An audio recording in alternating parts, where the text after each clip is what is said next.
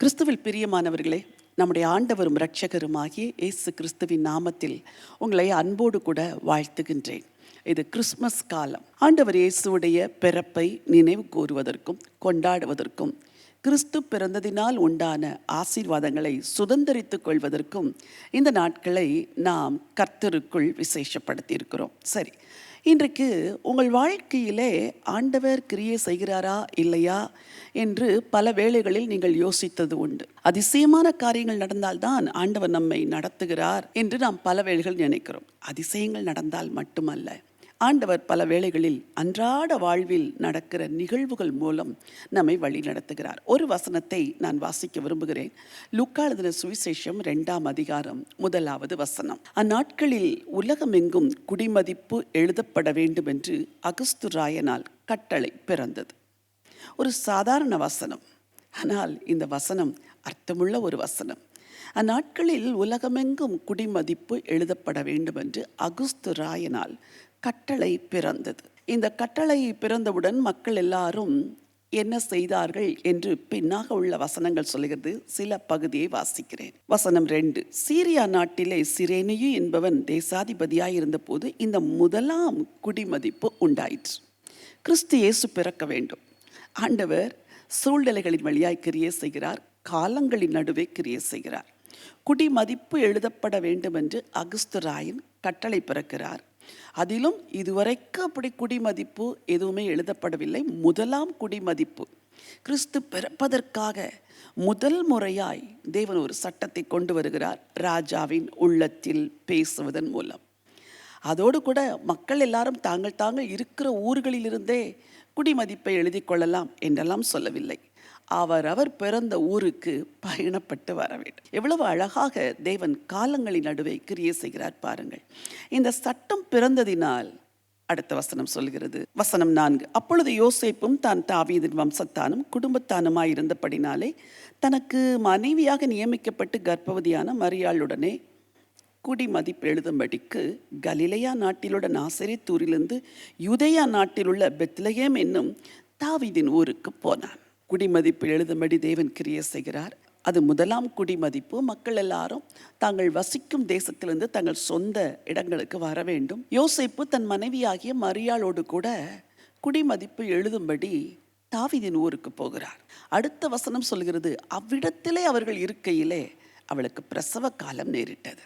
ஆண்டவர் ஒரு குழந்தையை பிறக்க பண்ணுவதற்கு எங்கோ இருந்து இந்த தம்பதியினரை வரவழைப்பதற்கு இவர்களுக்கென்று ராஜாவின் இருதயத்தில் பேசுகிறார், சட்டத்தை எழுத வைக்கிறார். எல்லாரும் தாங்கள் வசிக்கும் ஊரிலிருந்து சொந்த ஊருக்கு வர வேண்டும் என்று சொல்லுகிறார். மரியாளும் யோசேப்பும் வருகிறார்கள். பெத்லகேம் வந்த பிறகு அவர்களுக்கு பிள்ளை பிறக்கிறது. ஆண்டவர் இயேசுவின் பெயரும் அங்கே எழுதப்படுகிறது. எவ்வளோ ஒரு அற்புதமான தேவனுடைய வழிநடத்துதல். எனக்கு அன்பான சகோதர சகோதரிகளே, நீங்கள் இந்த உலகத்தில் வந்து பிறப்பதற்கு ஆண்டவர் காலங்களின் வழியே எத்தனையோ விதங்களிலே கிரியை செய்தார். இங்கே இந்த தம்பதியரை அருமையாய் நடத்தின ஆண்டவர் அவர்களுடைய பிள்ளை எங்கே பிறக்க வேண்டும் என்று காலங்களையும் சமயங்களையும் சரியாய் நடத்தின ஆண்டவர் உங்கள் வாழ்க்கையை நடத்த மாட்டாரா? நிச்சயமாய் நடத்துவார். ஒரு எளிய யோசேப்புக்கும் மரியாளுக்கும் ஆண்டவர் இவ்வளவு தயவு செய்து மரியாளின் வயிற்றிலே இரட்சகரை பிறக்க வைத்து, அவர் பிறக்க வேண்டிய இடம் எது என்று பல 100 வருஷங்களுக்கு முன்பதாக தீர்க்க தரிசனம் சொன்ன தீர்க்கதரிசிகளின் வார்த்தை நிறைவேறும்படி கர்த்தர் காலங்களின் நடுவே கிரியை செய்கிறார். இன்றைக்கு நீங்கள் அறிந்து கொள்ள வேண்டிய ஒரே ஒரு காரியம், என் வாழ்விலும் ஆண்டவர் கிரியை செய்கிறார். என்னை தேவன் நடத்துகிறார். சில சட்டங்கள் உங்களுக்கு விரோதமாய் இருப்பது போல இருக்கும், உங்களுக்கு கடினமாய் இருக்கிறதை போல இருக்கும். ஆனால் அவைகளின் நடுவிலும் ஆண்டவர் உங்களை நடத்துகிறார். உங்கள் இக்கட்டான குடும்ப சூழ்நிலையின் நடுவிலும் தேவன் உங்களை நடத்துகிறார். நெருக்கமான உங்கள் வேலை இடங்களிலும் ஆண்டவர் உங்களை நடத்துகிறார். உங்கள் குடும்பத்தில் இருக்கிற பல சங்கடமான சூழ்நிலைகள் மத்தியிலும் கர்த்தர் உங்களை நடத்துகிறார். இந்த அதிகாரம் ஒரு தம்பதியினரை ஆண்டவர் எப்படி அழகாய் வழி நடத்தி கிறிஸ்து பிறக்கும்படி செய்தார் என்பதை சொல்லுகிறது. உங்கள் வாழ்க்கையிலும் தேவன் உங்களை நடத்துவார். இந்த நம்பிக்கையோடு இந்த நாளை துவங்குங்கள். உங்களுக்காக ஜெபிக்க விரும்புகிறேன். அன்பின் ஆண்டவரே, உன்னதமான தேவனே, உம்முடைய குமாரனாகிய கிறிஸ்து இந்த பூமியிலே வந்து பிறப்பதற்கு காலங்களின் வழியாய் கிரியை செய்து தேசத்தில் ராஜ்யங்களை ஆளுகிறவருடைய உள்ளங்களுக்குள் பேசி சட்டத்தை எழுத வைத்து மக்களையெல்லாம் தங்கள் சொந்த இடத்திலிருந்து வேறொரு இடத்திற்கு வர வைத்து நீர் நியமித்த பெத்லகேமிலே எழுதப்பட்ட தீர்க்க தரிசன வார்த்தையின்படி கிறிஸ்து இயேசுவை பிறக்க வைத்தீரே. உங்கள் பிள்ளைங்க வாழ்க்கையில் அதே போல் நீர் கிரியை செய்கிற தேவனாக இருக்கிறதற்காய் ஸ்தோத்திரம்ப்பா. தற்செயலாய் நடக்கிற காரியங்கள் எல்லாம் தெய்வ செயலாக நடக்கும்படி அனுக்கிரகம் செய்யுங்க. திருப்ப வேண்டியவைகளை திருப்புங்கப்பா, மாற்ற வேண்டியவைகளை மாற்றுங்க.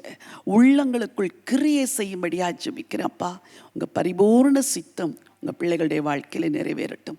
கர்த்தர் அப்படியே செய்து உடைய நாமத்தை மகிமைப்படுத்துகிறதற்காய் ஸ்தோத்திரம். ராஜாதி ராஜா ஏசு கிறிஸ்துவின் நாமத்தில் ஜெபிக்கிறேன் ஜீவனுள்ள நல்ல பிதாவே, ஆமேன் ஆமேன். பிரியமானவர்களே, காலங்களின் நடுவே கிரியை செய்கிற ஆண்டவர் உங்கள் வாழ்க்கையிலும் கிரியை செய்து கொண்டு இருக்கிறார். உங்களை நடத்தி கொண்டு இருக்கிறார். மகிமையான காரியங்களை காணும்படி செய்வார். இந்த நம்பிக்கையோடு இந்த நாளை துவங்குங்கள். இந்த நாள் ஒரு வெற்றியின் நாள். God bless you.